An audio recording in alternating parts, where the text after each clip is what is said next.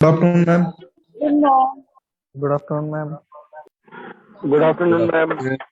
Good afternoon, ma'am. Good afternoon. In the last class, we discussed about energy systems, right? Did you got the notes for that? Yes, ma'am. Okay, fine. In today's class, we'll be discussing about important biochemical tests that we do for sports people. Okay. Importance of biochemical monitoring. Why do we have to do biochemical monitoring? और क्या क्या parameters मापना चाहिए उसके बारे में आज discuss करते हैं. ठीक है. Is my voice is clear? Yes, ma'am. Yes, Yes, ma'am. ma'am. Yes, ma'am. Continue. Yes, ma'am. What about the screen? Yes, ma'am, visible. सी ये थोड़ा लंबा टॉपिक है. वेरी डिटेल में बोलना बहुत मुश्किल होता है 1 आवर में. So I will try to cover superficially. If you have any doubts, put it in the chat box. Then I'll share the links of videos at the end of the class, so you can watch those videos and you will get an idea. ठीक है. बहुत शानदार लपटी छूट रही.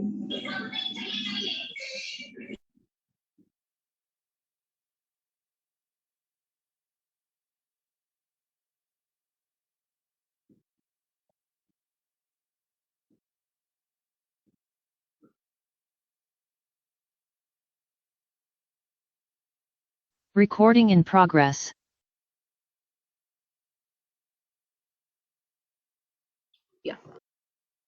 Good afternoon, everyone. आज का class है biochemical monitoring of athletes during sports training. ये क्लास अटेंड करने के बाद आपको पता चल जाता है what is exercise biochemistry, what is the importance of biochemical monitoring and what are the different biochemical markers that are used in sports. Okay, आज का सेशन अटेंड करने के बाद आप लोगों को पता चल जाएगा what is exercise biochemistry, what is the importance of biochemical monitoring and क्या क्या पैरामीटर्स हम यूज करते हैं स्पोर्ट्स पर्सन्स को टेस्ट करने के लिए. Okay, so basically to understand this topic you should have basic knowledge about biochemistry. So how many of you know what is biochemistry? Any idea biochemistry क्या होता है? To explain in simple way, biochemistry is nothing but chemistry of living beings. Living organisms में जो chemical reactions होता है उसके बारे में अध्ययन करने की शास्त्र है biochemistry. Okay, biochemistry is nothing but chemistry of living organisms. जो भी हमारा बॉडी के अंदर केमिकल रिएक्शंस होता है, केमिकल कंपाउंड्स होता है, उसके बारे में अध्ययन करने की शास्त्र है biochemistry. Basically, in this, we will study about the structure, function and metabolism of biomolecules. Biochemistry के अंदर हम बायोमोलिक्यूल्स की स्ट्रक्चर कैसा होता है, इसका फंक्शन क्या होता है, इसका मेटाबॉलिज्म कैसा होता है, उसके बारे में अध्ययन करते हैं. Okay, what are biomolecules? ये बायोमोलिक्यूल्स क्या होता है? प्रोटीन्स, कार्बोहाइड्रेट्स, लिपिड्स और न्यूक्लिक एसिड्स को हम कहते हैं biomolecules. Is it clear? Any doubt in this? Biochemistry is nothing but chemistry of living organisms. In this, we study about the structure, function and metabolism of biomolecules. What are biomolecules? Proteins, carbohydrates, lipids and nucleic acids are called biomolecules. Can you give any example for protein? कोई भी protein का एक example दे दीजिए. Put it in the chat box. I can see. Egg is the food. Okay, egg will have a protein called albumin. Okay. Okay, all of you are writing mushroom, dal, soya. These are all foods. Okay, which gives you protein. Protein का एक नाम बता दीजिए. मतलब muscle में क्या कौन सा प्रोटीन होता है? Muscle is made up of which protein? Muscle में कौन सा प्रोटीन होता है? एक्टिन, मायोसिन, कभी सुना है इसका नाम? Actin, myosin, troponin, tropomyosin, these are the proteins which makes your muscles, right? Hemoglobin का नाम सुना है? Hemoglobin, it is the protein which is present in your blood, which carries oxygen in your body, right? Fine. Carbohydrate का एक example दे दीजिए. Can you give one example for carbohydrate? Again, wheat is in a food, glucose. Ashta until, yeah, you're right. Glucose is nothing but a carbohydrate. Glycogen is a form of carbohydrate. Last class में हमने glycogen के बारे में discuss किए थे ना? So glycogen is nothing but a carbohydrate. Glucose is a carbohydrate. Potato will have starch. Starch is nothing but carbohydrate. Okay. Any other example? Lactose. The carbohydrate which is present in milk is a carbohydrate. Fructose, which is present in sugar, is a carbohydrate. Yes, these are all carbohydrates. Lipids के लिए एक example दे दीजिए. Lipid, yeah, maltose is also a carbohydrate. Anshu, you are right. Lipids का एक example दीजिए.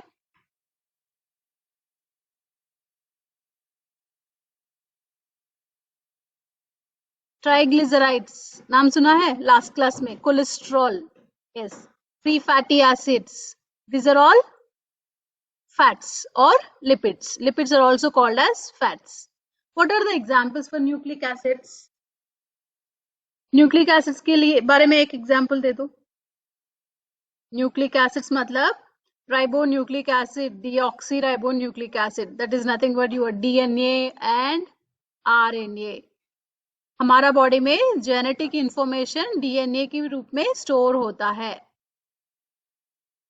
Okay.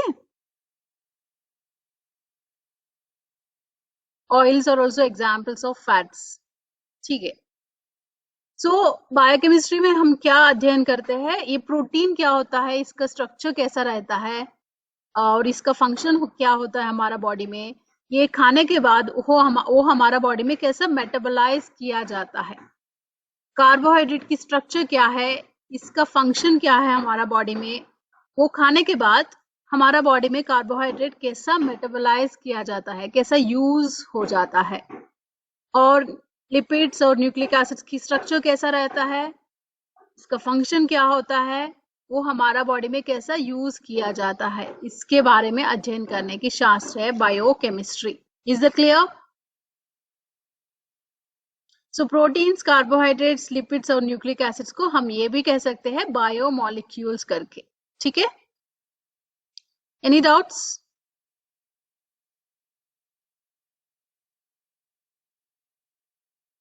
Be active, keep sending the messages. Is it clear?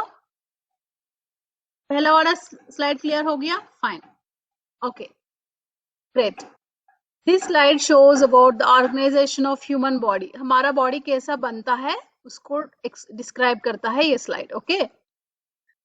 What is the basic structural and functional unit of our body? What is the basic structural and functional unit of our body? Cell. हमारा body mainly बनता है sales से. Okay. Sales इकट्ठा होने से बन जाता है टिश्यूज. टिश्यूज इकट्ठा होने से बन जाता है organs. Organs together make organ systems. Organs together make organ systems. Organ systems together make human body. हमारा बॉडी ऐसा बनता है. सेल्स ज्वाइन होने से टिश्यूज बन जाता है. टिश्यूज ज्वाइन होने से ऑर्गन्स बन जाता है. अलग अलग ऑर्गन्स मिलाकर ऑर्गन सिस्टम्स को बनाता है. Organ systems together make our human body. कुछ ऑर्गन सिस्टम्स का नाम बता दीजिए। हमारा बॉडी में क्या क्या ऑर्गन सिस्टम्स होता है?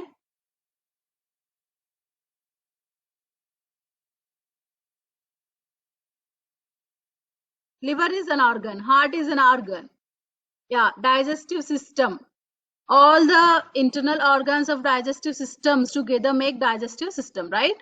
Excretory system, respiratory system, nervous system, musculoskeletal system, circulatory system, exactly, reproductive system, right? Endocrine system. Yeah, all these are systems. एक ऐसा बनता है अलग अलग ऑर्गन्स ज्वाइन होने से, जुड़ा होने से बन जाता है organ systems. Here you can see circulatory system. Circulatory system में you can see heart, you know, arteries, veins. या परफेक्ट. सो ये सेल कैसा बनता है? आपको पता है सेल से टिश्यू सेल से टिश्यू बन जाता है, टिश्यू से ऑर्गन्स बनता है, ऑर्गन से ऑर्गन सिस्टम्स बनता है, और ऑर्गन सिस्टम से ह्यूमन बॉडी बनता है. लेकिन ये सेल कैसा बन जाता है? With what the cell is made up of? Cell is made up of biomolecules. Cells बनता है बायोमोलिक्यूल्स से. बायोमोलिक्यूल्स में क्या क्या आता है? करेक्ट पुजारी? Yes, proteins. Yeah, what you are telling is Ashta is its mitochondria is intracellular organelle. वो organelles भी बनता है मॉलिक्यूल से, बायोमोलिक्यूल से. उसमें आता है carbohydrates, proteins and lipids. So our cell is made up of mainly 4 molecules. Intracellular organelles जो होता है वो mainly बनता है बायोमोलिक्यूल से. What are biomolecules? Lipids, nucleic acids, carbohydrates, and proteins. Okay? Now you know what is biomolecules, right? Now we'll discuss about exercise biochemistry. Biochemistry अलग है, exercise biochemistry कुछ अलग है. Okay? So exercise biochemistry एक specialized science की branch है. उसमें exercise के दौरान हमारा body में कैसा changes हो रहा है आणुविक स्तर पर, मॉलिक्यूलर लेवल में what changes are happening in our body when we are doing exercise, इसके बारे में अध्ययन करने की शास्त्र है exercise biochemistry. Okay, so how do you define exercise biochemistry? It's a branch of science which examines the effect of exercise at your molecular level. When you are doing this, you know, dumbbell exercise, how your muscle protein is changing. आपका muscle में carbohydrate की level कैसा change हो रहा है, आपकी sales में glucose की लेवल कैसा चेंज हो रहा है, right?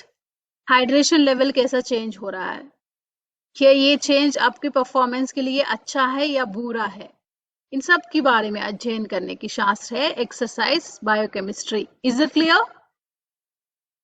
So how do you define exercise biochemistry? It's a branch of science which examines the effect of exercise at molecular level. आणविक स्तर पर एक्सरसाइज की इफेक्ट कैसा पड़ रहा है उसके बारे में अध्ययन करने की शास्त्र है exercise biochemistry. Is it clear?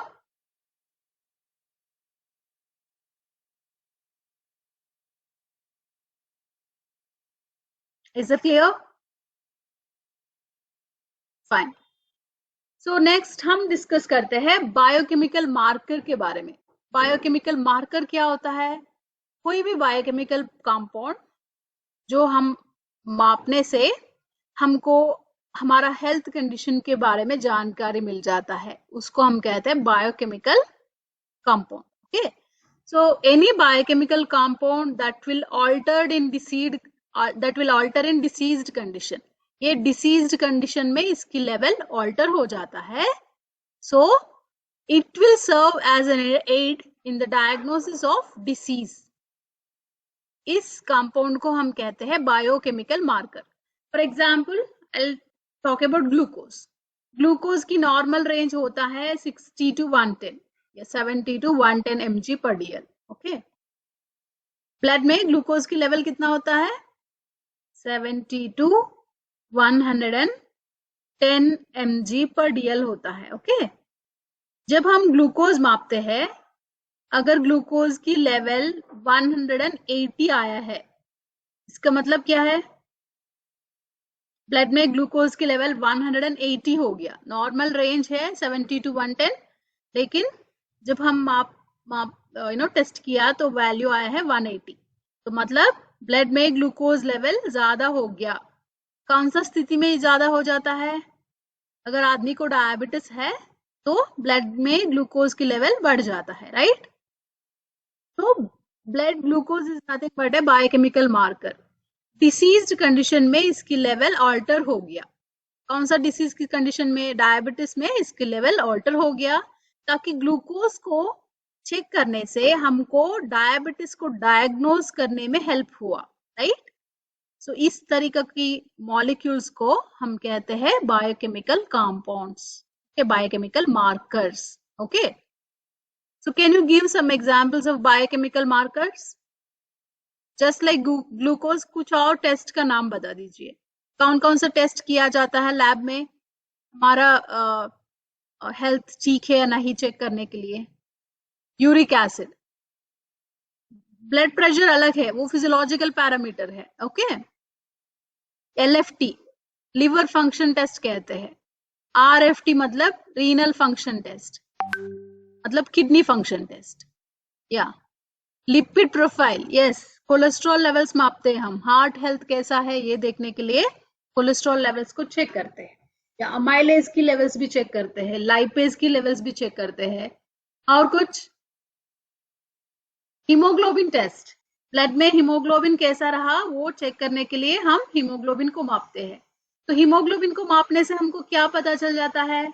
क्या हमारा ब्लड में हीमोग्लोबिन लेवल्स नॉर्मल है या नहीं? अगर ब्लड में हीमोग्लोबिन कम हो गया तो इसकी मतलब है अनीमिया है, राइट? या very good, I am impressed. CBC, haemoglobin test, liver function test, kidney function test, thyroid profile, RBC, सब कुछ आ गया। Magnesium, phosphorus, very good. So all these are the biochemical markers. All these tests are nothing but biochemical markers. So that indicate our biological condition, body's internal condition के बारे में जानकारी पाने के लिए ये help करता है। They help us to understand our body's internal condition and which can be measured in the blood.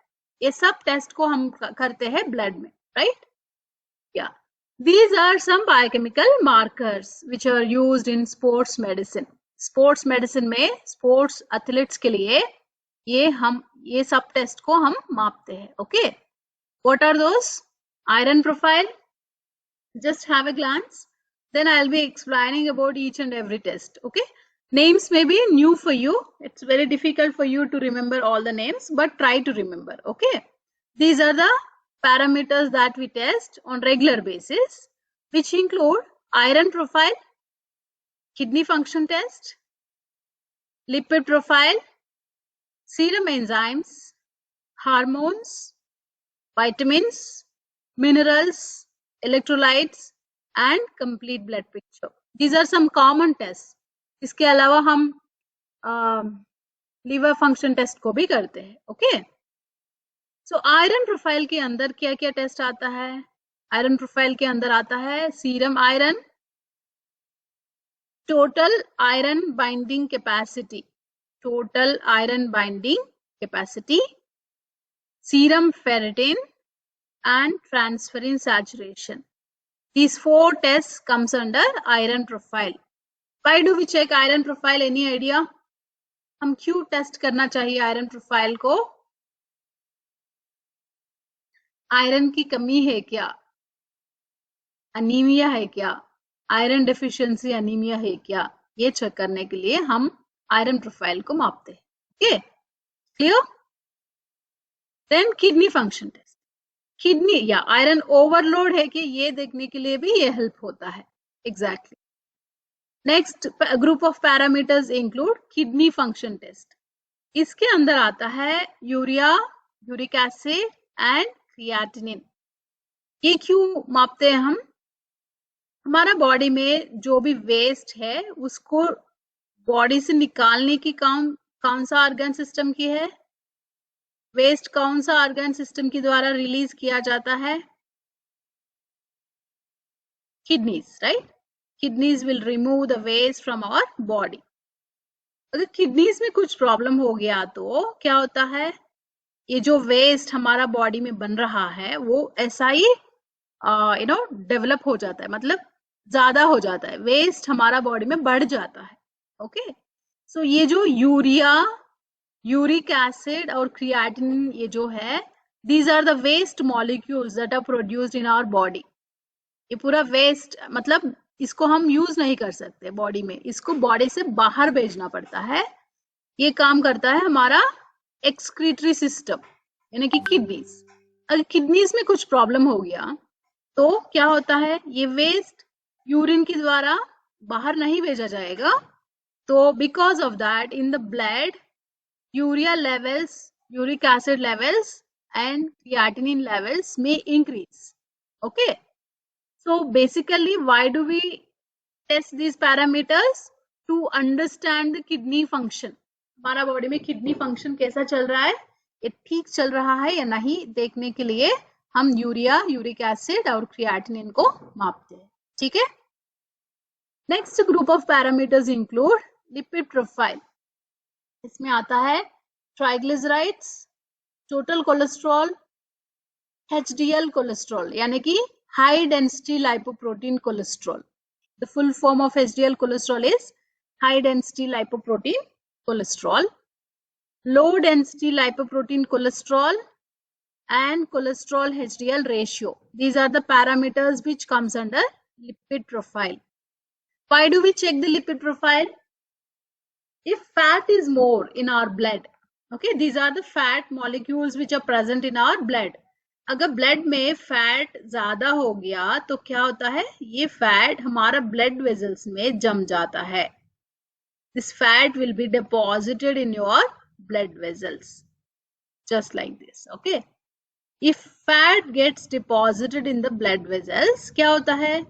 Blood flow में दिक्कत आ जाता है, blood ठीक से flow नहीं होगा, तो इसकी वजह से कभी कभी हार्ट अटैक हो सकता है, कभी कभी हार्ट अटैक हो सकता है। तो लिपिड प्रोफाइल को हम क्यों मापते हैं?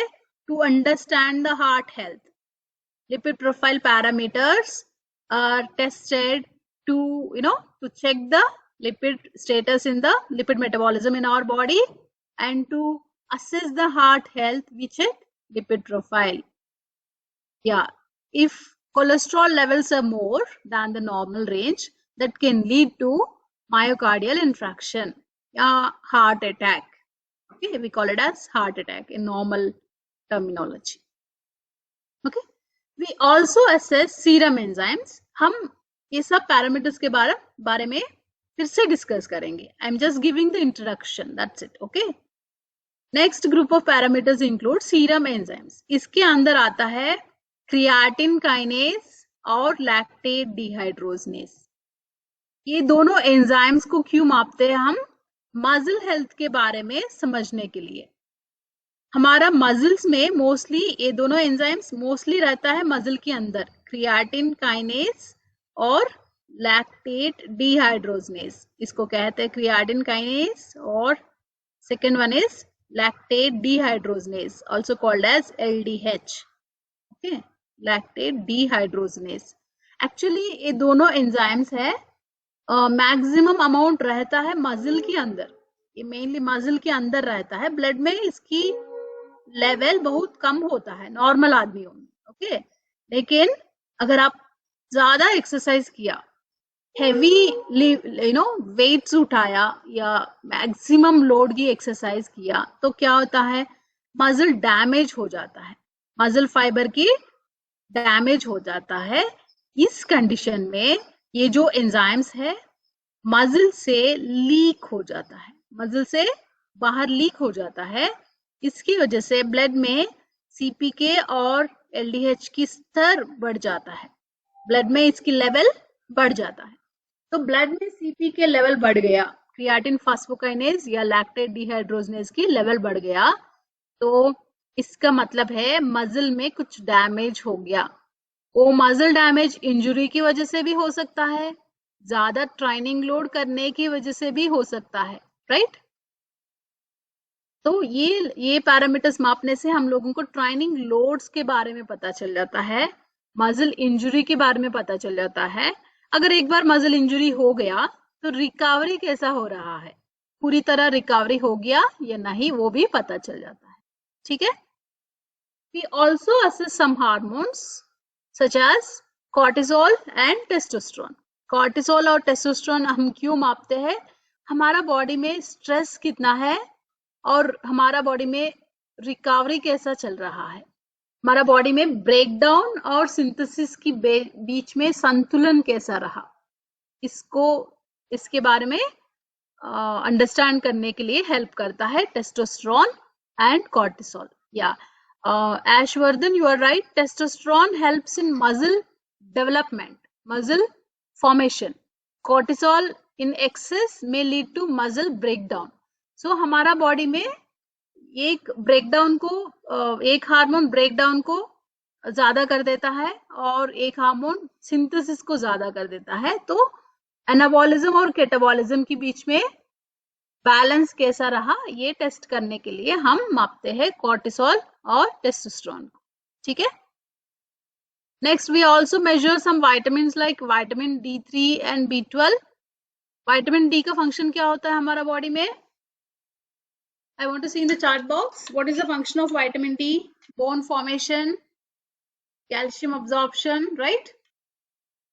तो विटामिन डी की कमी होने से क्या प्रॉब्लम हो सकता है, no function।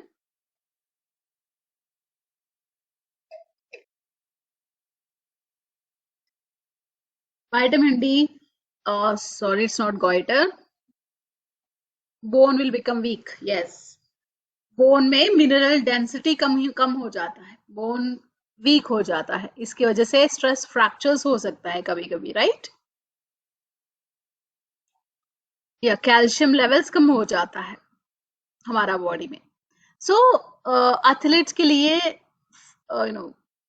इंजुरीज को प्रिवेंट करना इंपॉर्टेंट होता है, right.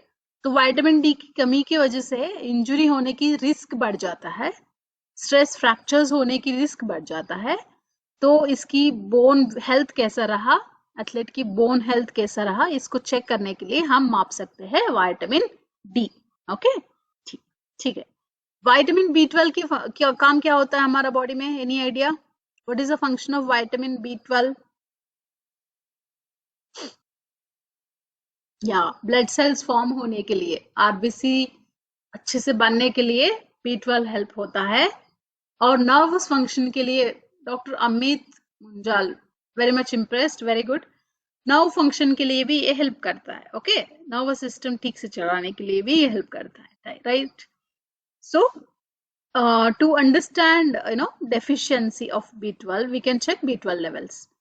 So B12 and vitamin D deficiencies can occur in athletes. Vitamin D deficiency is very common.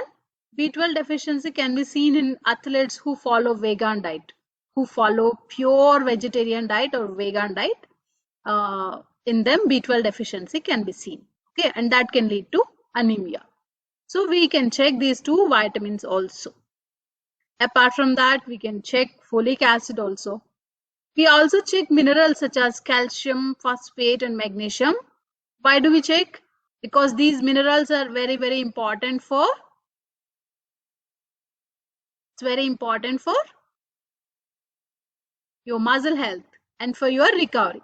Calcium, phosphate and magnesium are important for muscular activity and for the recovery, even for bone function, to maintain energy levels. These are very important. अगर इन mineral की deficiency हो गया तो उसकी वजह से recovery में problem हो जाएगा, okay. So we can also check this minerals. इसके साथ साथ हम इलेक्ट्रोलाइट्स को भी मापते हैं, सोडियम, पोटेशियम और क्लोराइड लेवल्स को भी हम मापते हैं, ताकि हम लोगों को हाइड्रेशन स्टेटस के बारे में जानकारी मिल जाता है। इलेक्ट्रोलाइट्स को मापने से हमको एथलीट की हाइड्रेशन कैसा रहा, ये सही मात्रा में पानी को ले रहा है या नहीं, इसके बारे में इंफॉर्मेशन मिल जाता है, ठीक है। And we also check complete blood picture. You all mention CBC, complete blood count, right. So इसमें आता है RBC count, WBC count, WBC में अलग अलग तरीका का सेल्स होता है ना, उन सब का काउंट आ जाता है, हीमोग्लोबिन लेवल्स पता चल जाता है ये करने से, प्लेटलेट की लेवल्स पता चल जाता है। Okay, so these are the common test that we do in biochemistry. इसमें कोई डाउट है?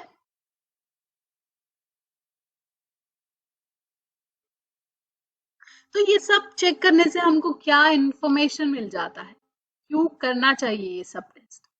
ये सब टेस्ट चेक करने से हमको इंफॉर्मेशन मिलता है एथलीट की ऑक्सीजन कैरिंग कैपेसिटी के बारे में, वो ऑक्सीजन को कैसा कैरी कर पा रहा है, उसका हीमोग्लोबिन लेवल्स कितना रहा, उनकी एंड्योरेंस कैसा रहा, ये पता चल जाता है। Malkith, you could not understand previous slide?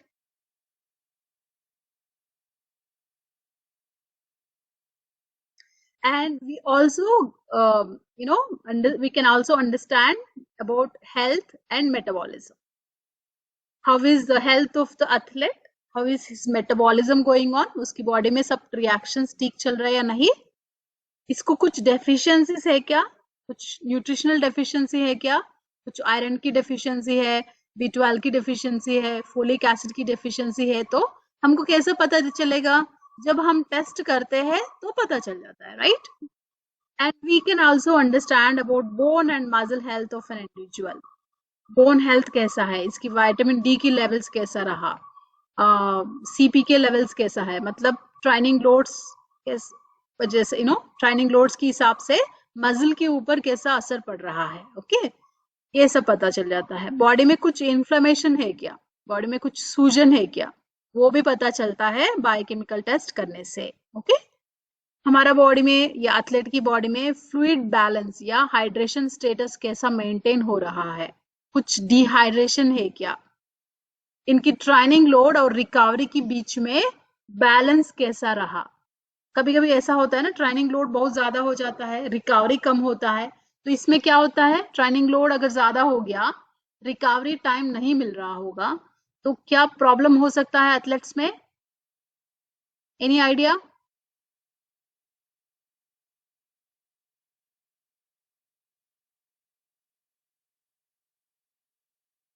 Muscle टेयर हो सकता है, ओवर ट्रेनिंग हो सकता है। Divyanshu are right. If loads are too high, recovery is not up to the mark, then it can lead to overtraining, right? And performance क्या हो जाता है, कम हो जाता है। So before overtraining could happen, we can predict it.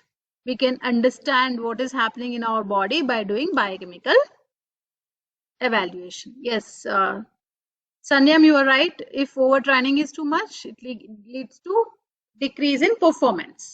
Okay, so biochemical monitoring करने से हम लोगों को एथलीट की ऑक्सीजन कैरिंग कैपेसिटी कैसा रहा, इसकी हेल्थ और मेटाबॉलिज्म कैसा रहा, न्यूट्रिशनल स्टेटस कैसा रहा, is there any inflammation in his body, how is his bone health, muscle health, how is his fluid balance, how is his balance between training loads and recovery, ये सब information पता चल जाता है।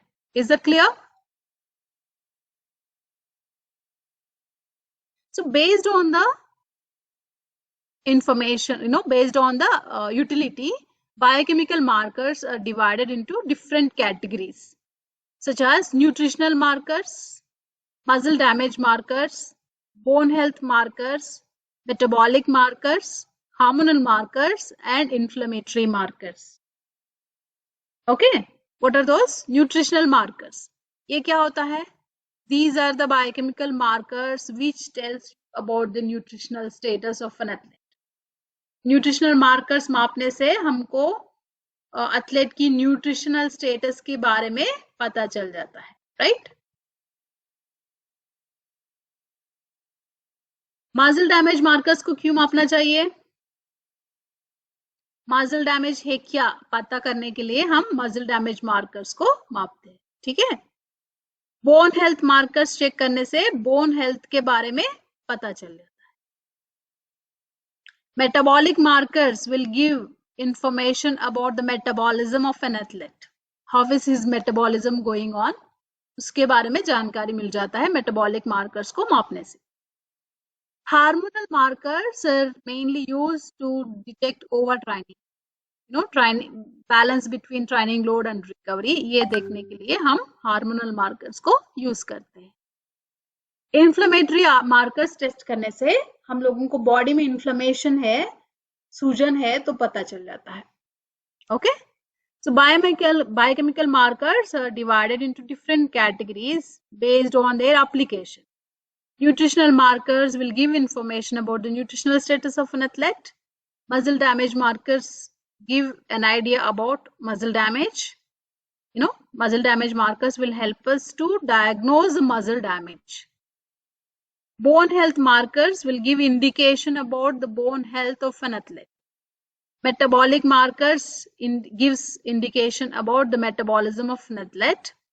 Hormonal markers are tested to use, to understand, balance between training load and recovery. And inflammatory markers would be helpful to identify inflammation. Is that clear? इसमें कोई doubt है?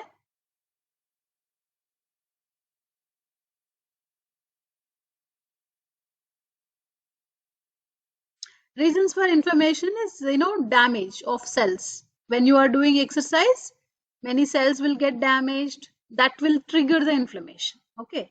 When you are doing heavy training in intensity exercises, that is quite common.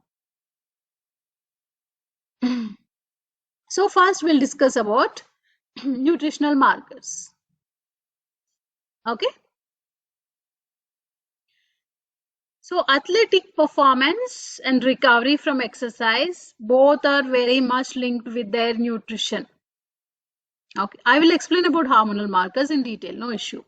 That is just a definition, okay? Athletic performance and recovery, both are linked with nutrition. If diet is not good, energy levels will be less. If energy is less, performance would be less. If post-exercise diet is not good, recovery will be affected, right? So both performance and recovery of an athlete, health of an athlete also, are directly linked with his nutrition, right? Do you agree with this? And nutritional deficiencies are very common among the athletes. What deficiencies are commonly seen? Which deficiencies are commonly seen in the athletes? Vitamin D ki deficiency, calcium ki deficiency, iron, folic acid and B12 deficiency, deficiency of vitamin E, deficiency of B complex vitamins. All these can be seen in athletes, right? If vitamin D levels are low or calcium levels are low, what can happen? What will happen to the athlete?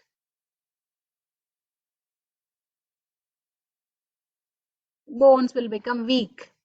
So injury risk will increase, stress fractures may increase, right? So it is very important to test vitamin D levels and calcium levels. अगर iron, folic acid और B12 की deficiency है, iron का deficiency है या folic acid या B12 की deficiency है, तो मेनली क्या प्रॉब्लम हो सकता है? It can lead to anemia, hemoglobin levels will come down. It can lead to fatigue, थकान जल्दी आ जाता है. B12 is also linked with nervous function, right? So it can also lead to cognitive impairment and immune deficiency. Immunity भी कम हो सकता है, ठीक है? So iron, folic acid, B12 की deficiency में anemia, fatigue, cognitive impairments और immune deficiency देखा जाता है. Yeah, hair loss is also a symptom of iron deficiency. Okay. Next, B complex vitamins are very important for energy production in our body. Energy release होने के लिए reactions होना चाहिए हमारा बॉडी में. रिएक्शंस ठीक से होने के लिए चाहिए होता है बी कॉम्प्लेक्स वाइटामिन्स. ओके, तो बी कॉम्प्लेक्स वाइटामिन की डेफिशिएंसी हो गया तो एनर्जी लेवल कम हो जाएगा, तो परफॉर्मेंस डिक्रीमेंट्स देखा जाता है. Okay, vitamin E is very important for membrane function. कोई भी मेम्ब्रेन हेल्थ को मेंटेन करने में vitamin E important role play करता है. Cells are covered with membranes, right? Suppose if this is a cell is covered with a membrane. muscle fiber also covered with a membrane. If vitamin E levels are low, then muscle membrane will become weak. Muscle membrane will become weak. So when you are doing heavy training loads, muscle membrane may get breaked, right? So that leads to muscle damage. Muscle fibers are also made up of, tiny, covered with membranes, right?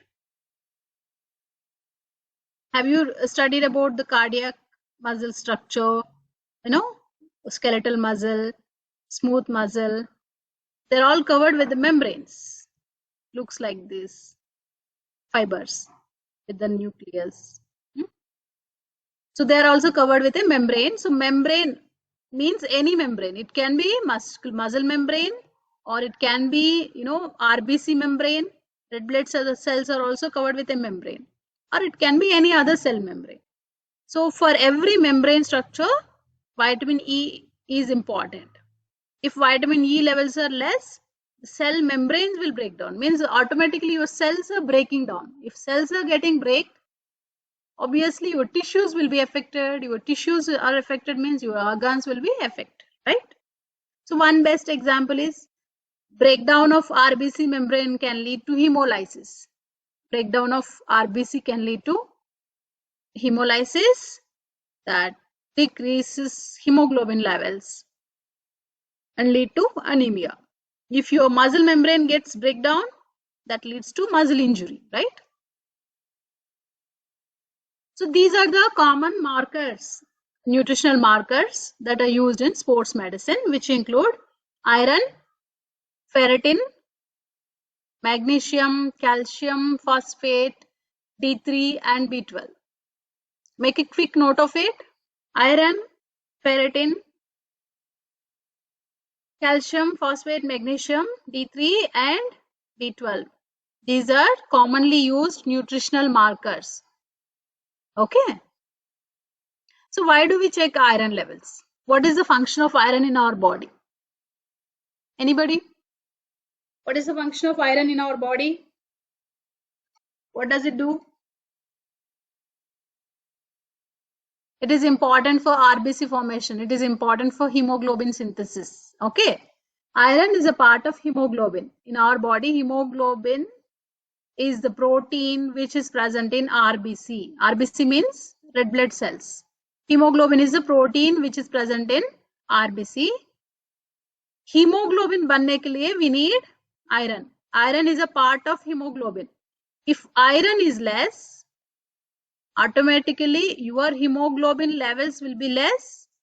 So you will receive less amount of oxygen to your tissues. If oxygen supply is less, energy production would be less. Why? Because we need oxygen for aerobic mechanism, right? So if energy is less, then performance would be less. Clear? Fe or iron is a part of hemoglobin. So we need iron to make hemoglobin. Hemoglobin is a protein which is present in RBC, which transports oxygen in our body from lungs to tissues. Okay. Along with this iron, we also estimate ferritin. What is ferritin? Ferritin is a protein which stores iron in your liver.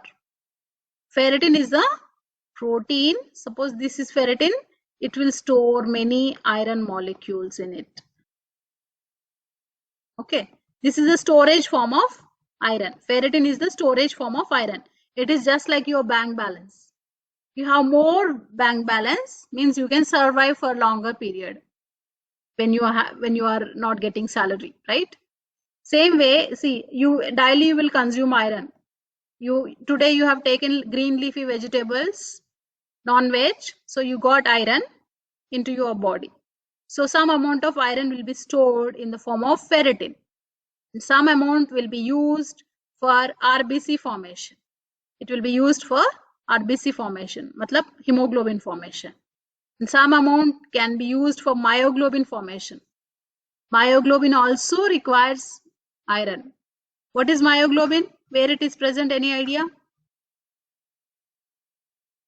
कभी सुना है myoglobin के बारे में?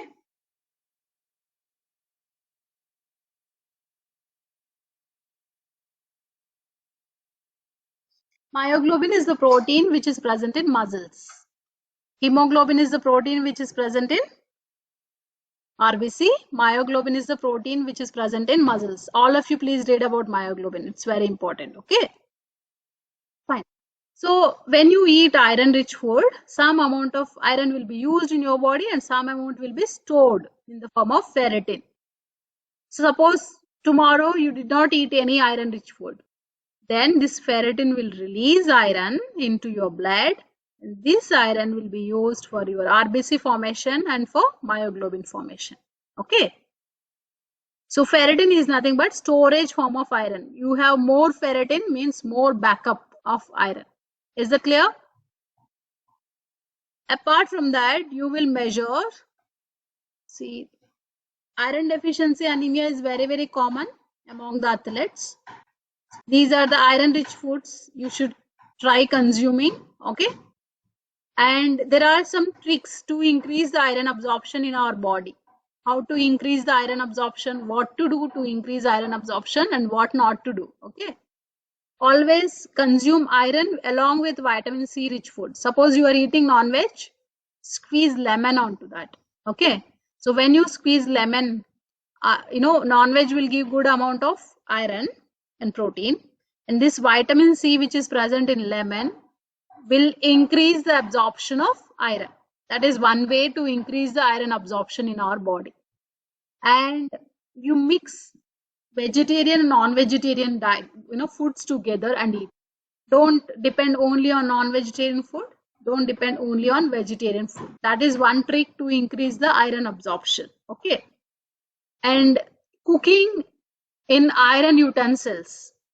Now all non-stick tawas are coming. Okay. But otherwise, early in olden days, we used to cook many recipes in iron utensils.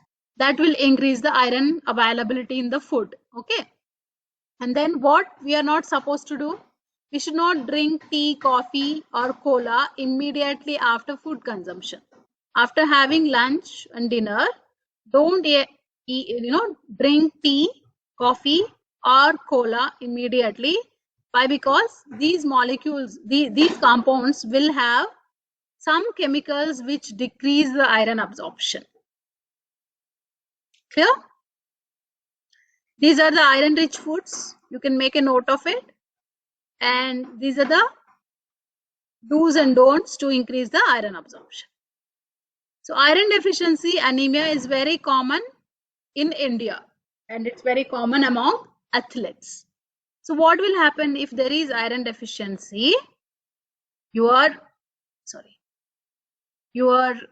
hemoglobin synthesis will be affected. Your RBC formation will be affected. So this is the normal blood with good amount of RBC. This is anemic blood where the RBC count is less, red blood cell count is less, and hemoglobin content is less. Hemoglobin content is less. What will happen?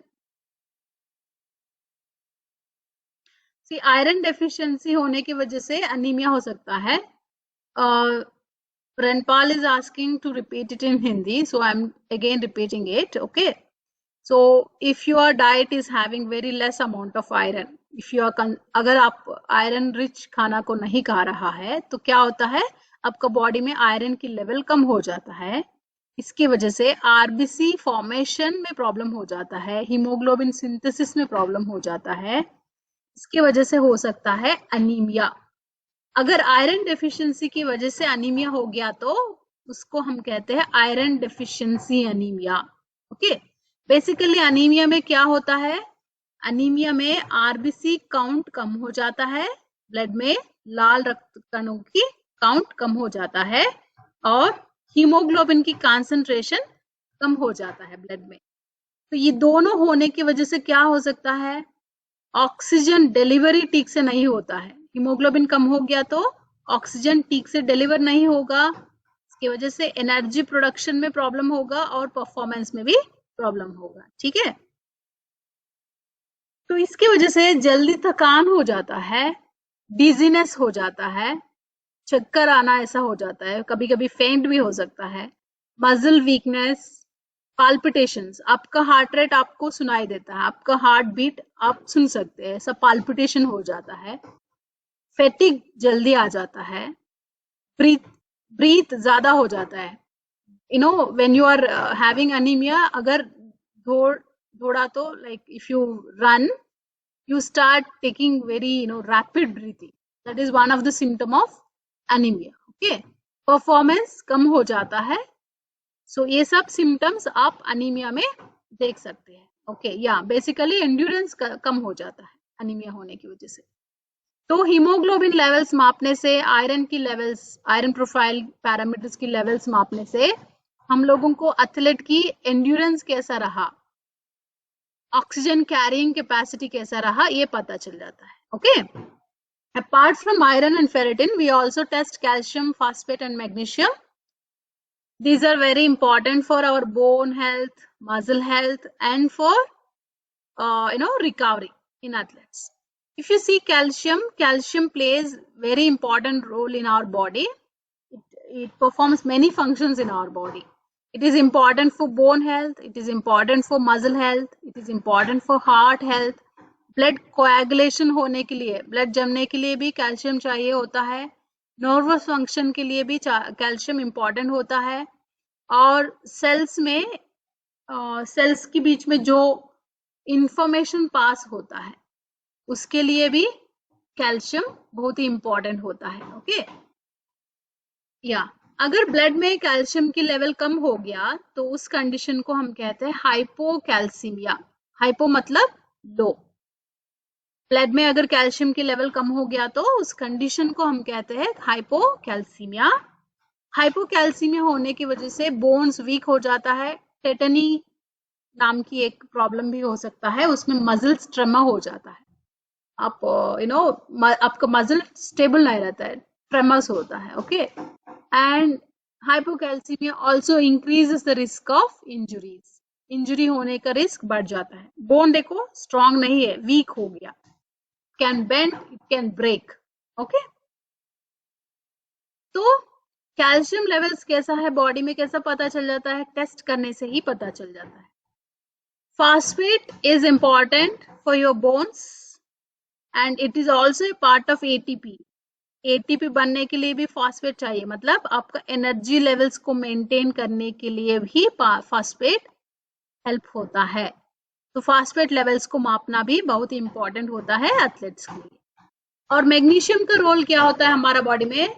हमारा body में लगभग 300 reactions होने के लिए magnesium आवश्यक है. Okay, magnesium बहुत ही important होता है. अगर मैग्नीशियम की कमी हो गया तो बॉडी में रिएक्शंस ठीक से नहीं चलता है, तो एनर्जी ठीक से नहीं बनता है. और एक इंपॉर्टेंट रोल है मैग्नीशियम की मसल रिकवरी. मसल रिकवरी होने के लिए भी मैग्नीशियम हेल्प करता है. तो मैग्नीशियम की डेफिशिएंसी है तो मसल ठीक से रिकवर नहीं होगा. देखो, मसल कंट्रैक्शन होने के लिए कैल्शियम चाहिए और मसल रिलैक्स होने के लिए मैग्नीशियम की जरूरत है. तो मैग्नीशियम की डेफिशिएंसी हो गया तो उसकी वजह से मसल वीकनेस हो सकता है, मसल स्पैज्म्स हो सकता है और सीके लेवल्स चेंज हो सकता है. सीके मतलब creatine kinase. Then next group of parameters include electrolytes. Electrolytes हम क्यों मापते हैं? हमारा हाइड्रेशन स्टेटस कैसा रहा ये देखने के लिए. तो डिहाइड्रेशन की मतलब क्या होता है? बॉडी में पानी की कंटेंट कम हो गया तो उसको हम कहते हैं डिहाइड्रेशन. इनटेक कम है, आउटपुट ज्यादा हो गया तो उसकी वजह से डिहाइड्रेशन हो सकता है. डिहाइड्रेशन है क्या ये देखने के लिए हम माप सकते हैं सोडियम, पोटेशियम और क्लोराइड. ठीक है. We also test vitamins such as vitamin D and B12. Vitamin D का रोल क्या होता है हमारा बॉडी में? बोन्स को स्ट्रांग बनाना, बोन्स को स्ट्रांग बनाना. विटामिन डी कम हो गया तो ये देखो, just observe this area, bones are becoming weak. Bones में कैल्शियम डिपोजिशन कम हो रहा है क्योंकि विटामिन डी कम हो गया। सो इसके वजह से कैल्शियम डिपोजिशन कम हो गया, तो बोन्स वीक हो रहा है, फ्रैक्चर्स हो रहा है, राइट। बोन्स में गैप ज्यादा हो रहा है, स्पॉन्जी बन रहा है बोन्स, राइट। तो विटामिन डी लेवल्स क्यों मापते हैं हम? बोन हेल्थ के बारे में पता करने के लिए विटामिन डी लेवल्स को मापते हैं। हमारा बॉडी में B12 की रोल क्या है? आरबीसी को बनाना, आरबीसी को स्वस्थ रखना, ओके। B12 की डेफिशिएंसी हो गया तो ब्लड में आरबीसी की साइज बढ़ जाता है, आरबीसी की साइज बढ़ जाता है, इसमें हीमोग्लोबिन की कंटेंट कम हो जाता है, इसके वजह से एक तरीका की अनीमिया हो सकता है, उसको हम कहते हैं megaloblastic anaemia.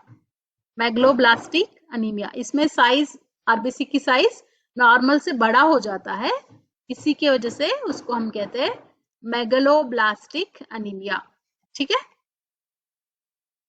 Next group of parameters include muscle damage markers. ये पैरामीटर्स चेक करने से मसल हेल्थ के बारे में हमको इंफॉर्मेशन मिल जाता है। I'm just trying to speed it up because time is very less, right?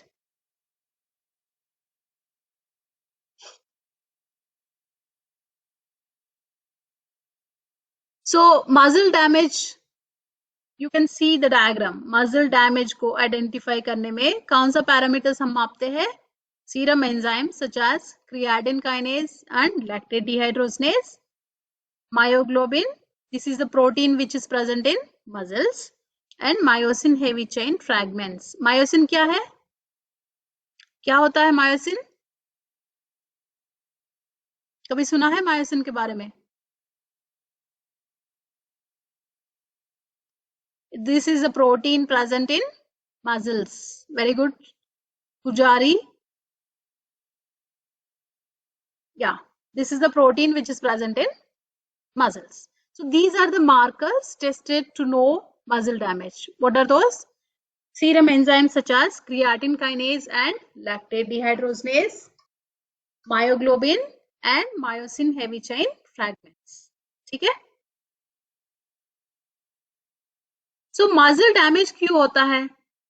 First of all, when you are doing exercise, muscle damage is very common, right? Where ज़्यादा load उठाया, training load ज़्यादा हो गया, fast high intensity में कुछ workout किया है या गिर गया एक्सरसाइज के दौरान, इन सब स्थितियों में मसल डैमेज कॉमनली होता है, राइट।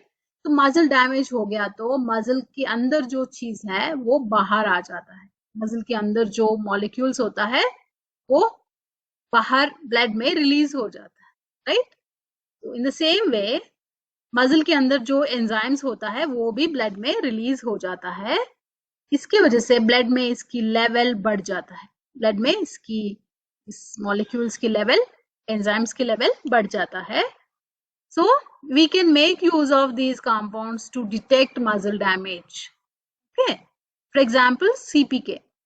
इस ग्राफ में आप देख सकते हैं रेस के पहले और रेस के बाद CPK लेवल्स कैसा रहा अलग अलग आदमियों में। रेस के पहले CPK की लेवल्स लगभग 200 के आसपास था, लेकिन रेस खत्म होने के बाद हर एक इंडिविजुअल में अलग अलग मात्रा में CPK की लेवल्स बढ़ गया। कुछ एथलेट्स में तो 4000 से ज्यादा हो गया ये, राइट। तो इसका मतलब क्या है? रेस के बाद इनमें मसल फाइबर की माइक्रो ट्रामा ज्यादा हो गया बाकी लोगों से कंपेयर किया तो कभी तो सेम वे एथलेट्स में भी कुछ एथलेट्स में नॉर्मल रहता है CPK की लेवल सेम एक्सरसाइज करने के बाद, कुछ एथलेट्स में CPK लेवल बहुत ज्यादा बढ़ जाता है। मतलब क्या है? ये जो ट्रेनिंग लोड दिया गया है वो एथलीट के लिए, उस पर्टिकुलर एथलीट के लिए थोड़ा ज्यादा रहा। तो ये टेस्ट करने से आप ट्रेनिंग लोड्स को एडजस्ट भी कर सकते हैं, राइट, और मसल डैमेज को जल्दी निर्धारण भी कर सकते हैं। What are those enzymes? CPK and lactate dehydrogenase. Watch the video for more information on this topic. CPK is the enzyme involved in fast fusion energy system. जब क्रियाटिन से क्रियाटिन फॉस्फेट बनता है, वो रिएक्शन होने के लिए creatine kinase use होता है. This is the part of phosphagen energy system. Okay, and lactate dehydrogenase is part of your anaerobic glycolytic system. These are the enzymes which which are helpful for your anaerobic energy systems. Okay, then myoglobin. Myoglobin ये protein है, वो muscles में रहता है. इसका काम क्या होता है? मसल में ऑक्सीजन को स्टोर करना. मसल्स में ऑक्सीजन को स्टोर कर देता है. अगर जरूरत पड़ा तो ये ऑक्सीजन को रिलीज करेगा, तो इससे एनर्जी बन जाएगा. Okay, so it is like bank balance for oxygen. Myoglobin is the protein present in muscles which stores oxygen in our muscles. तो नॉर्मली ब्लड में मायोग्लोबिन नहीं रहता है, लेकिन अगर मसल डैमेज हो गया, किसी की वजह से मसल डैमेज हो गया, तो मायोग्लोबिन मसल से बाहर आ जाता है. ओके, तो ब्लड में इसकी लेवल बढ़ जाता है. कभी कभी क्या होता है, ये मायोग्लोबिन किडनीज के द्वारा एक्सक्रीट भी किया जाता है. इस स्थिति में आपका यूरिन डार्क रेडिश ब्राउन दिखता है.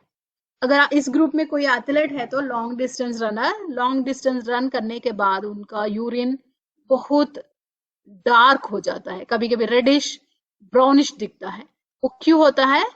Because of heavy exercise. Myoglobin muscle से बाहर आगे जाता है, वो किडनी के द्वारा एक्सक्रीट किया जाता है, तो यूरिन की कलर चेंज होता है. उस कंडीशन को हम कहते हैं मायोग्लोबिनूरिया. यूरिन में मायोग्लोबिन अगर एक्सक्रीट हो रहा है तो उस कंडीशन को हम कहते हैं मायोग्लोबिनूरिया. ब्लड में अगर मायोग्लोबिन की लेवल नॉर्मल से बढ़ गया तो इसका मतलब क्या है? मसल डैमेज हो गया. यूरिन में मायोग्लोबिन निकल रहा है तो इसका मतलब क्या है? मसल डैमेज हो गया. ओके,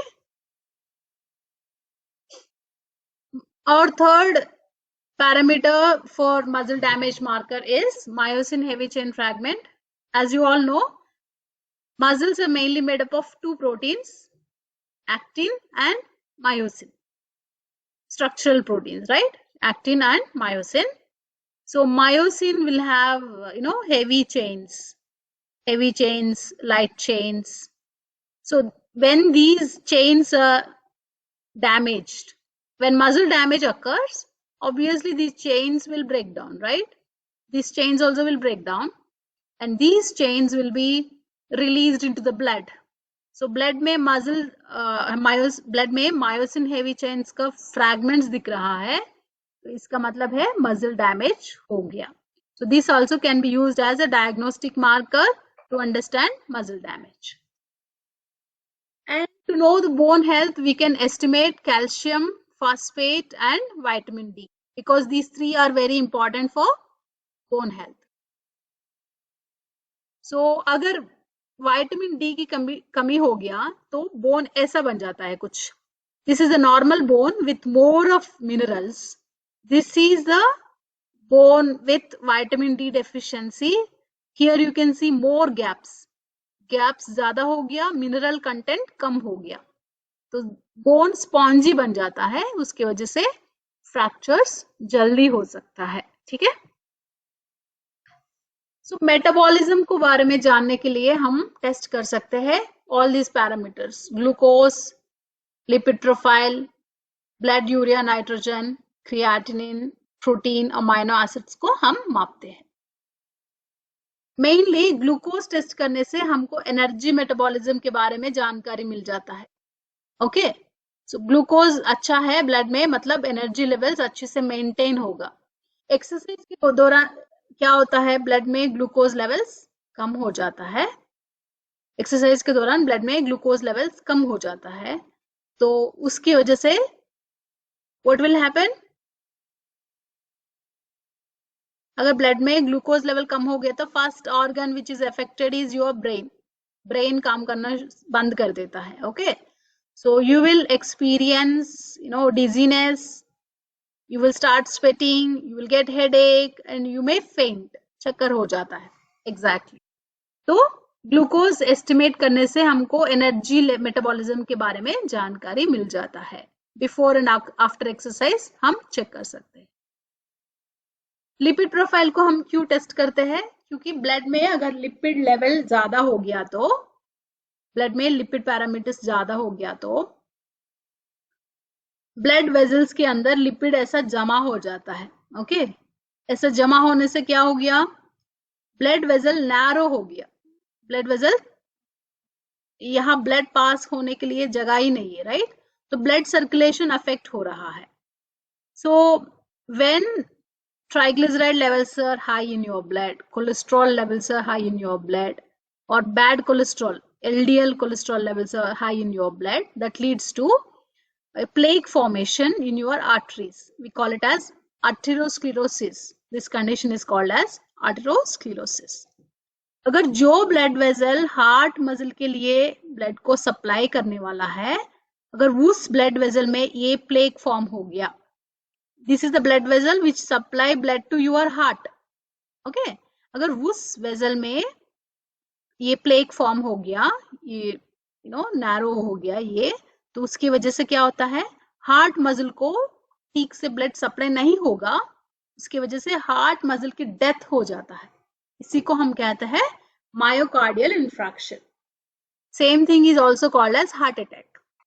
तो लिपिड प्रोफाइल हम क्यों चेक करते हैं? हार्ट हेल्थ कैसा है ये असेस करने के लिए, और हमारा बॉडी में लिपिड मेटाबॉलिज्म कैसा रहा है ये अंडरस्टैंड करने के लिए हम लिपिड प्रोफाइल पैरामीटर्स को मापते हैं। ठीक है, we check urea, uric acid and creatinine to understand about kidney function. These are all waste products. शरीर से बाहर जाना चाहिए, that is the function of kidneys. अगर किडनी में कुछ प्रॉब्लम हो गया तो इन सब का लेवल ब्लड में बढ़ जाता है और ब्लड टॉक्सिक हो जाता है। ब्लड में इसकी लेवल बढ़ गया तो ब्लड टॉक्सिक हो जाता है। इसकी वजह से your brain will stop working, okay, other organs में fail, right? Then last group, I think last but one, I'll take 10 more minutes. Please have patience, okay? 5 to 10 minutes more, okay? Next group of parameters include hormonal markers. किसी ने पूछा है hormonal markers के बारे में explain करो madam करके। सो इसमें मेनली टेस्ट करते हैं हम कॉर्टिसोल और टेस्टोस्टेरोन लेवल्स को, ओके? कॉर्टिसोल का दूसरा नाम है स्ट्रेस हार्मोन। हमारा बॉडी में फिजिकल या मेंटल स्ट्रेस है तो कॉर्टिसोल बढ़ जाता है। What will happen? Cortisol levels will increase when you have more stress. इसको हम कहते हैं cortisol. It is also called as stress hormone क्योंकि stress condition में इसका level बढ़ जाता है. And it is also called as catabolic hormone. It is also called as catabolic hormone. Catabolic means breakdown. क्या breakdown करता है ये? Catabolic means breakdown. What will break down if cortisol levels are high? If cortisol levels are high, your protein will break down. Your muscle protein will be reduced. Your protein will break down, will become, into amino acids if cortisol levels are high. Second hormone that we measure is testosterone. What is the function of testosterone? What is the function of testosterone? It is anabolic hormone. Anabolic means muscle growth के लिए help करता है. Okay, it is not feel good hormone. It is anabolic hormone. If testosterone levels are more protein will be synthesized in your muscles, so your muscles will become strong. Okay. If cortisol is more, protein will break down into your muscles, so your muscles will become weak. Muscles will become weak. So cortisol is called as catabolic hormone. Testosterone is called as anabolic hormone. Okay. So what will happen when you are doing training? When you are doing training, your cortisol levels will increase. Sorry, reverse order में लिखा है. When you are doing, cortisol levels will increase. ऐसा cortisol level बढ़ जाता है. When you are taking recovery, cortisol levels कम हो जाता है. नेक्स्ट ट्रेनिंग के दौरान कॉर्टिसोल लेवल बढ़ेगा, रिकवरी के दौरान कॉर्टिसोल लेवल कम हो जाएगा. नॉर्मली ऐसा होना चाहिए वेव. लेकिन अगर आपका ट्रेनिंग लोड बहुत ही ज्यादा रहा तो कैसा होता है वेव, बढ़ जाता है। कॉर्टिसोल ट्रेनिंग के दौरान रिकवरी ठीक नहीं हुआ तो थोड़ा ही कम होगा, फिर से ट्रेनिंग लोड, फिर से बढ़ेगा, फिर से रिकवरी, लेकिन पूरा नहीं है रिकवरी। सो ऐसा होता है प्लाटू, कुछ ऐसा होता है रेस्पॉन्स। तो इसमें क्या होता है, अगर ट्रेनिंग लोड ज्यादा है, रिकवरी की टाइम कम है, तो मसल ब्रेकडाउन ज्यादा हो जाता है, सिंथेसिस कम हो जाता है। तो मोस्टली कॉर्टिसोल की लेवल एक्सरसाइज के दौरान बढ़ जाता है। टेस्टोस्टेरोन बढ़ाने के लिए बहुत ही इंपॉर्टेंट मोड है रिकवरी और sleep. If you sleep properly or if you do resistance training, your testosterone will increase. Okay, so if your training loads are high and recovery is less, your muscle breakdown will be more, synthesis will be less. Okay, so in that case what will happen, your muscle will become weak, your muscle will become weak and you will become like this and leads to overtraining. So over training को identify करने के लिए mainly हम मापते हैं दो hormones को, one is cortisol and other one is testosterone. After that we'll make a ratio, testosterone cortisol ratio. This will give information about the balance between training load and recovery. Is that clear? You can watch the video for more information regarding this. And inflammatory markers. So inflammation क्यों होता है हमारा body में?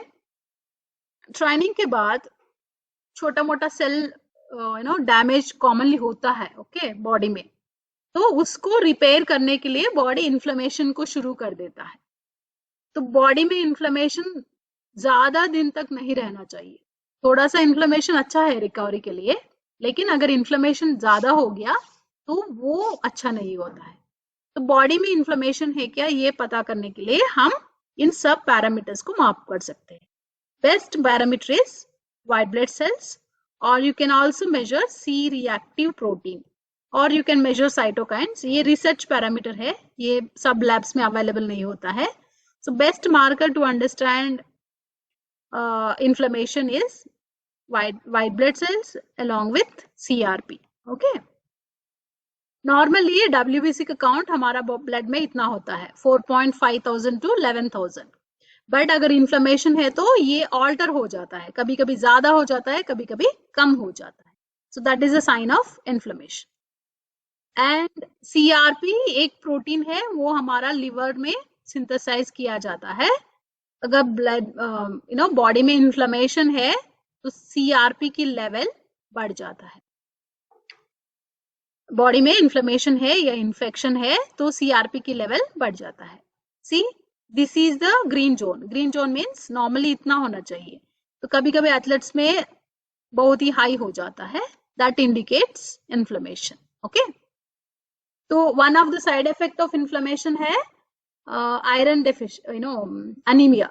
Inflammation बहुत दिनों के लिए है तो आयरन अब्जॉर्प्शन कम हो जाता है, उसकी वजह से भी अनीमिया हो सकता है. So this is the importance of biochemical monitoring and different biochemical markers that are used in sports medicine. So biochemical monitoring करने से हमको न्यूट्रिशनल और हेल्थ स्टेटस के बारे में एथलीट की पता चल जाता है. ऑक्सीजन कैरिंग कैपेसिटी कैसा रहा वो भी पता चलेगा. बोन हेल्थ और मसल हेल्थ के बारे में इंफॉर्मेशन मिल जाता है.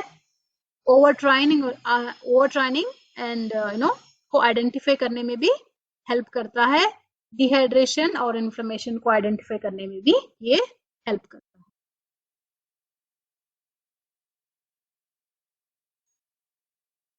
So we can prevent the overtraining by doing this testing.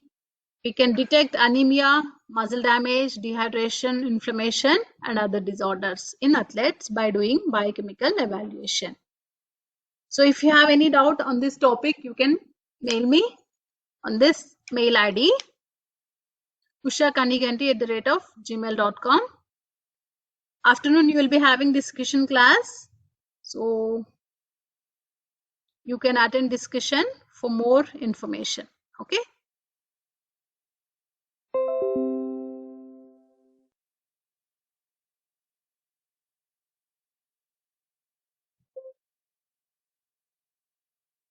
Now I'll share the video links.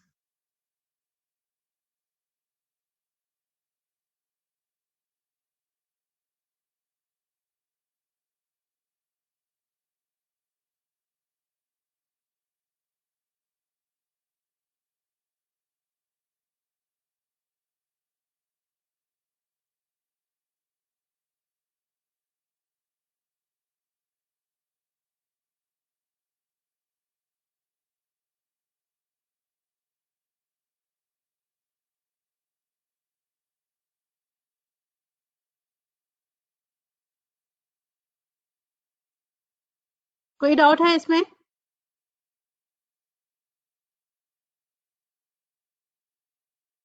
Any doubt in this topic?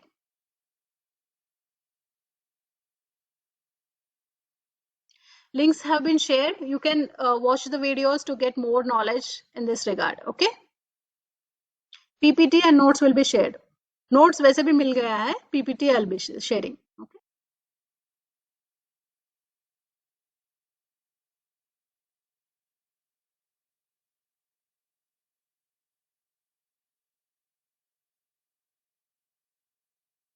How to fast recover muscle by diet. I think he means how to recover quickly with the help of diet. For that you need to follow post event nutrition. Okay, event के बाद या competition के बाद सही composition में carbohydrate और protein को लेना बहुत इंपॉर्टेंट होता है. 4:1 रेशियो में कार्बोहाइड्रेट और प्रोटीन को सेवन करने से जल्दी रिकवरी हो जाता है. Okay.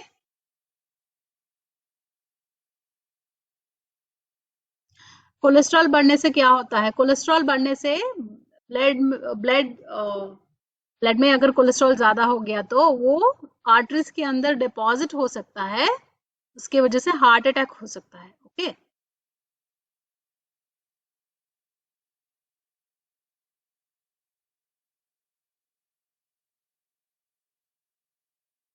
Adults and children will be same vitamin. ये जो वैल्यूज दिया गया है that is applicable for athletes who are between 14 to 18, 14 to 30 years of age. For them it is same.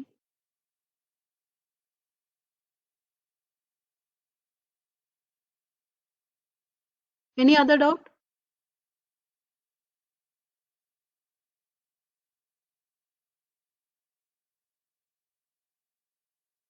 See, anxiety is more related with the psychology. Okay. First, you need to consult the psychologist. Somebody like Shaker, I think, in shooting, he's asking something about anxiety. So you need to control your heart rate. You can do meditation. You can consult psychologist, and you can, participate in more, competitions to get used to it. That is also one way. When the more you acclimatize, it will become less. How to decrease triglyceride level? You have to make changes in your diet. You have to follow good lifestyle. Decreasing fat intake, decreasing carbohydrate intake if you are consuming excess, and walking, jogging, and regular activity would help you to decrease the triglyceride levels. How to improve kidney function? Don't do anything. If your kidneys are functioning normally, let it continue. Okay. But if you have any abnormality, if the values are high, consult the doctor with your report. They will tell you exactly why it is happening. How to measure all the tests? You need to go to the lab. You need to give your blood. Then technician will collect the blood and measure all the parameters. Okay. We do all these tests from your blood. So for that, mostly fasting blood required hota hai. After overnight fasting, blood will be collected and all the parameters will be tested from the blood. Reasons of excess fat deposit. Again, lifestyle. If your food habits are not good, food timings are not good, you are consuming alcohol, smoking, is there any genetic history?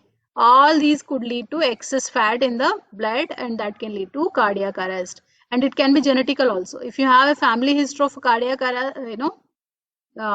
cardiac problems, you may get it likely in future. But so you need to follow good lifestyle to avoid it. How to improve stress? If your stress is high, you need to recover well. Okay, suppose your training loads are high, that is causing more of physical stress. You need to follow good recovery modes. After exercise, it is mandatory, daily 7 to 8 hours sleep hona chahiye. You can take hot showers. You can do meditation.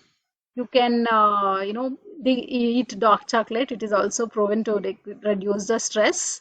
So these modes you can try. You can think about contrast baths, sauna baths. That will help you in recovery. So there is no diet plan. I can't give you diet plan. Basically, I'm a biochemist, so I can't give any diet plan. You can ask nutritionist regarding this. Any other doubt?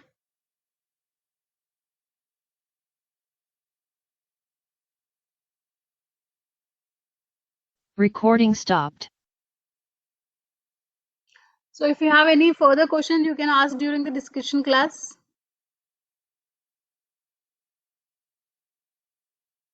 If that is okay with you, I will end the session.